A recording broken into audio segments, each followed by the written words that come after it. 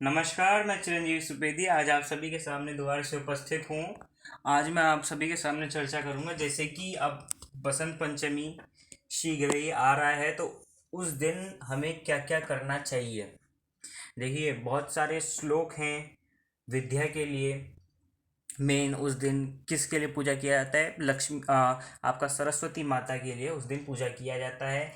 जिन बच्चों का विद्याओं के लिए पूजा का किया जाता है, जिन बच्चों की विद्या कमज़ोर होती है, उनके लिए मैंने कुछ अच्छे से वो उपाय बता रखे हैं। आप इन उपायों को कर सकते हैं। कुछ मंत्र मैं आपको बताऊंगा, कुछ स्तुतियाँ, मतलब ये रवि रुद्र पितामह के बारे में मैं आपको बताऊंगा, वो आप अपने घर में कर सकते हैं। तो आज मैं ये जो आपका ये आ रहा है बसंत पंचमी, इसके बारे में कुछ मैं आपको उपाय बताऊंगा जिसके कारण करने से आपके बच्चों का या आपकी विद्या काफ़ी ज़्यादा तीव्र हो सकती है। सबसे पहली बात तो ये है कि जब भी आप वहाँ पूजन करें, बसंत पंचमी का जब भी आप पूजन करें, आवाहन होता ही है, षोडश पूजन स्तुति आरती आदि से आप पूजा करिए, भक्ति भाव से होना चाहिए। दूसरा ये होता है कि गंगा गंडकी या नदी में स्नान करने से काफ़ी ज़्यादा फल मिलता है। इस दिन अगर आप बसंत पंचमी के दिन में, जैसे यहाँ रुड़की वाले लोग हैं तो इनके लिए गंगा काफ़ी ज़्यादा पास पड़ती है, हरिद्वार आप जाइए, हरिद्वार जाके आप स्नान करिए, इससे काफ़ी ज़्यादा उक्त फल प्राप्त होता है। काफ़ी बढ़िया फल इस दिन प्राप्त होता है। इस दिन आप अगर स्नान करने जाते हैं और भक्ति भाव से वहाँ पे सूर्य नारायण के लिए जल अर्पित करते हैं, तो उस दिन आपकी जो विद्या होगी, आप जिसके नाम से स्नान करेंगे या जो भी बच्चा वहाँ जाके स्नान करेगा, उस दिन उसकी विद्या में बढ़ोतरी होना शुरू हो जाएगी। तीसरा पॉइंट ये है कि माँ सरस्वती का पूजन करना ही चाहिए। पीले पुष्प फल मिठाई अर्पित करनी चाहिए, यह तो हर कोई जानता है, ये एकदम साधारण सी बात है। उस दिन अगर पूजा कर रहे हैं तो अच्छी तरीके से आप पीला पुष्प से माँ सरस्वती की पूजा करें, कनेर के पुष्प से माँ सरस्वती की पूजा करें, मिठाई पीली मिठाइयों का अर्पित करें। अगर पीली मिठाइयाँ नहीं मिलती तो पीला हलवा सबसे उत्तम होता है।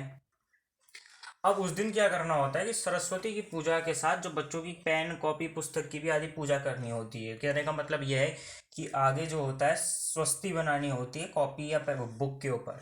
जो सब्जेक्ट उन्हें हार्ड लगते हैं या ऐसा लगता है आपको इस सब्जेक्ट में मेरा बच्चा वीक है, उस दिन अगर आप उस सब्जेक्ट में टीका लगा के, उस सब्जेक्ट की कॉपी पेन पेंसिल में टीका लगा के आप देवी के पास एक दिन के लिए उसे रख दें, तो उस दिन के बाद से बच्चे की पढ़ाई उस सब्जेक्ट के अनुसार उसके अच्छे नंबर आना शुरू हो जाते हैं। ये चौथा पॉइंट। पांचवा पॉइंट ये होता है कि आप पीले वस्त्रों को धारण करें, पीला धागा धारण करें।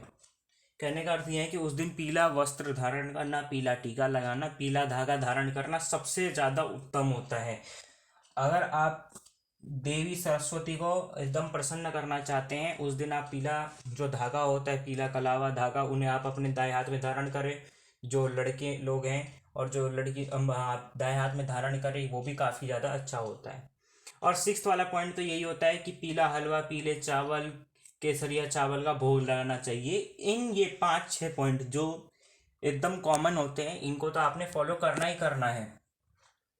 इसमें मुझे नहीं लगता कि ये पहले वाले पॉइंट को छोड़कर ये जितने भी ये 5 पॉइंट है, इसे आप घर में नहीं कर सकते, काफ़ी इजी हैं, आप इसे कर सकते हैं। बस यही है कि गंगा में जाना पड़ेगा आपको स्नान करने के लिए।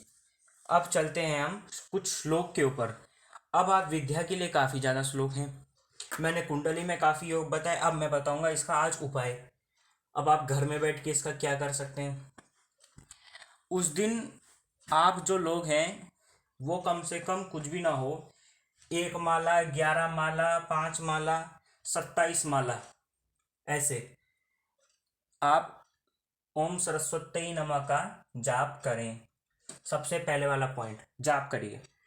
अगर आपको लगता है कि नहीं हमें तो श्लोक भी आते हैं पंडित जी, हमें तो श्लोक भी आते हैं करके आप बोलते हैं, तो इनमें कुछ श्लोक मैं बता देता हूँ। वो श्लोक उत्तम होते हैं, उन श्लोक को आप सुनिए। उन श्लोक को उस दिन श्रवण करने से, उन स्तोत्र को उस दिन श्रवण करने से काफ़ी ज़्यादा विद्या में बढ़ोतरी होती है। तो क्या होता है वो श्लोक कौन कौन से? सबसे पहले विद्यासु शास्त्रेषु विवेकधीपे स्वाध्येषु वाक्येषु चका तदन्य मम त्वगर्तेति महान्धकारे विभ्रामयेते तददेव विश्वम। ये श्लोक आपका जो है दुर्गा सप्तशती में दे रखा है। ये श्लोक प्रबल विद्या का योग बनाने के लिए है। काफ़ी उच्च शिक्षा, अगर आपका बच्चों को MBBS, BA की तैयारी, CA की तैयारी, BTech की तैयारी, MTech की तैयारी कर रहा है, आपको काफ़ी ज़्यादा डर है कि मेरा बच्चा क्लियर कर भी पाएगा या नहीं कर पाएगा, उस दिन अगर ये इसका श्लोक का श्रवण करते हैं, पाठ करते हैं, तो अवश्य बच्चे की विद्या में भी बढ़ोतरी होती है। जिनका प्रमोशन नहीं हो रहा होता या जिन बच्चों की नौकरी नहीं लगी होती, उन लोग बच्चों का भी अगली बार से ट्राई करने पे इंटर्नशिप पे नौकरी लग जाती है। ये पहला वाला श्लोक है, आप इसे नोट करके रखिएगा, आप सुन भी लीजिएगा, ये बहुत अच्छे अच्छे श्लोक बता रहा हूँ मैं आपको। दूसरा श्लोक इसमें ये कहा जाता है कि स्त्री का भी सुख पाने के लिए और विद्या का भी सुख पाने के लिए, कि आपकी विद्या भी अच्छी हो, साथ ही साथ आपको स्त्री का सुख मतलब पत्नी का सुख, अपनी बहनों का सुख, माँ का सुख, हर किसी का सुख पूर्ण तरीके से मिले, आपको किसी से धोखा ना खाना पड़े किसी भी स्त्री के वश में आके। इसका दूसरा श्लोक क्या है? विद्या समस्ता तव देवी भेदा स्त्रिय समस्ता सकला जगत्सु त्वयिकया पूरितमं वयैतत् कात्यायते स्वावपरा परोक्ति। दूसरा वाला श्लोक है ये। इस श्लोक को करने से जिन बच्चों का थोड़ा दिमाग कमजोर है, नौकरी तो लग गई, अब बॉस कुछ कहता है 2 दिन के बाद जाके भूल जाते हैं, ऐसा दिमाग है, उसके लिए भी फायदा करेगा। साथ ही साथ जिन लड़कों की शादी नहीं हो रही या स्त्री का सुख प्राप्ति उन्हें ढंग से नहीं है, उनकी जो है वैवाहिक जीवन भी अच्छा चले जाता है, दाम्पत्य जीवन भी अच्छा जाता है। तीसरा श्लोक ये है, ये आपका तीसरा श्लोक दिया जाता है, सर्वस्य बुद्धि रूपेण जगन्य हृदय स्थिते स्वर्गावते देवी नारायणी नमस्तुते। ये सबसे सरल और सबसे ज्यादा छोटा श्लोक है। इस श्लोक को करने से विद्या का प्रबल योग बच्चे की कुंडली में हो जाता है। आपके बच्चे की कुंडली में जोन सा ग्रह खराब है, उस दिन आप उस ग्रह का नाम लेकर, जैसे आपकी कुंडली में बच्चे का कारक ग्रह था पंचम भाव का, मानो वृश्चिक लगनी कुंडली, पंचम भाव का मालिक बृहस्पति बन रखा था, वो कुंडली में जाके खराब हो गया। अब आपने गुरु का नाम लिया, आपने पीले वस्त्र धारण कर ही रखे, आपने ये वाला मंत्र बोला सर्वस्य बुद्धि रूपेण। अब इस श्लोक को करने से आपने अगर 27 बार इस श्लोक को किया अच्छी तरीके से, मन और मनोकामना से आपने अच्छी तरीके से किया, आपको अवश्य इसका अच्छा फल प्राप्त होगा। और भी बहुत सारे हैं, जैसे अब आजकल हम सामान्य श्लोक की बात करते हैं, या देवी सर्वभूतेषु बुद्धिरूपेण संस्थिता नमस्तस्यै नमस्तस्यै नमस्तस्यै नमो नमः।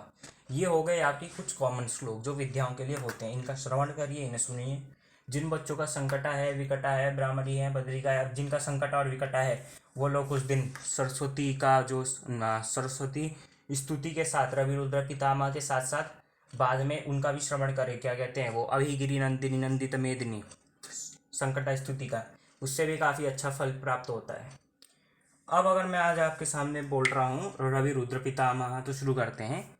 रवि रुद्र पितामह विष्णुनुतं हरिचंदन कुमकुम पंकयुतं मुनिवेन्द्र गजेन्द्र समानयुतं तव नौमि सरस्वती पादयोगम् शशिशुद्धसुधाहिमधामयुतं शरदाम्बरबिम्बसमानकर बहुरत्नमनोहरकान्तियुतं तव नौमि सरस्वतीपादयोगं कनकाब्जविभूषितभूतिपदं भवभावविभाषितभिन्नपदं प्रभुचित्तसमाहितसाधुपदं तव नौमि सरस्वतीपादयुगं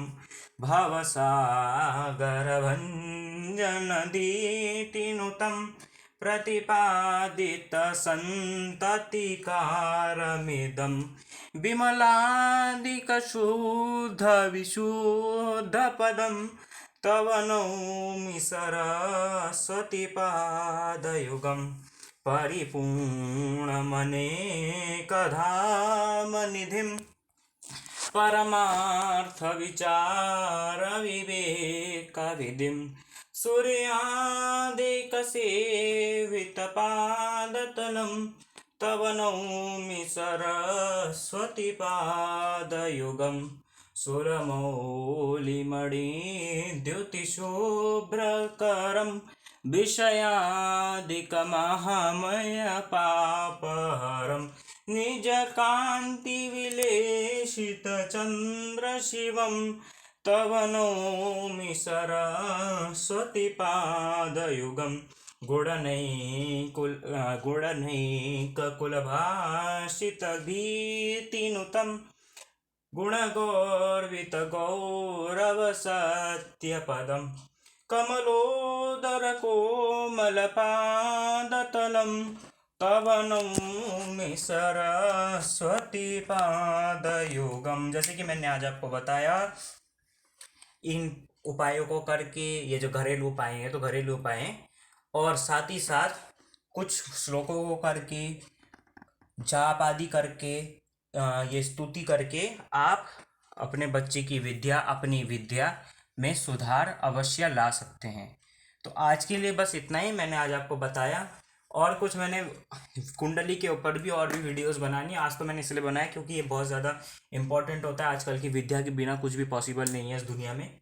तो आप मुझे अवश्य कमेंट करके बोलिएगा। मैंने 2-3 लोगों का कमेंट भी सुना है, उन्होंने कहा है कि इस पे वीडियो बनाइए। मैं जल्दी वो वीडियो को लेकर आऊँगा। तब तक के लिए धन्यवाद।